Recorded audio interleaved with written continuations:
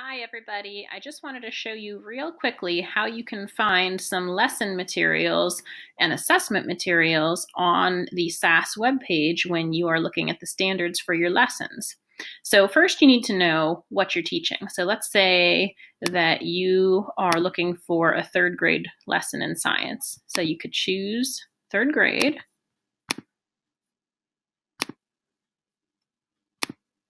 And you can choose the science, technology, and engineering standards if that's where your standard's coming from. It might also be coming from the environment and ecology standards. And then you can look for the standards that fit what you're teaching.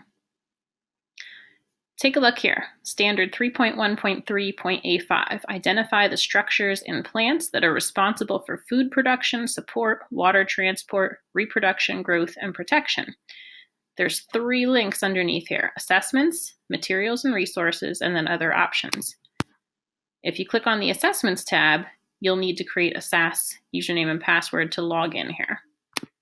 The part that I'm most concerned about showing you is the materials and resources, because this is where you can get some really great ideas for lessons.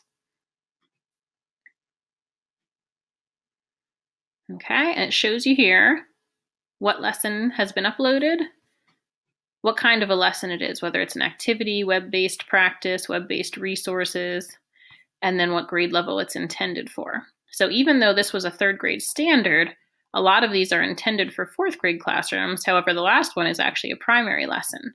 And the reason for that is because 4th grade is the first year that students actually get tested. So some of the 3rd grade standards might still be getting taught in 4th grade because they're preparing for the 4th grade assessment. And just because it's a 4th grade lesson doesn't mean it couldn't be adapted for 3rd graders. I wouldn't be using an 11th grade lesson for 1st graders, but when they're close, they can be adapted appropriately. So let's look at the identifying parts of a flower activity. They repeat the standards that are relevant for this lesson, so the one that you chose as well as any others that might be relevant. And then as you scroll down, this one has a link to the activity. It lets you know who submitted it. So if you're going to be citing your APA format, this was the person who was the author.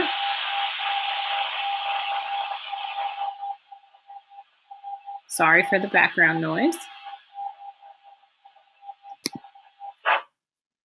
And then we can click on the link and go out of SAS to see what this lesson actually looks like. Now this one isn't real visually exciting, but it does walk you through the procedure of what students would do to identify the parts of the flower. Some of these come with resources that you can print. We'll see if we can find something a little prettier here. Here's the Great Plant Escape.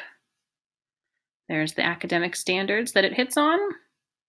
This one's a web-based practice activity. So it takes you out to a website that students could actually use to practice this particular standard. So there's lots of resources like these in the SAS program. The only thing you need to be careful of is not every single standard has resources associated with it. It's being populated by teachers all across Pennsylvania. So it's growing regularly, but not every single standard has these resources. But it's one of many places that you can go to try to find some resources for the standards that you're teaching for your lessons. I hope you find it useful.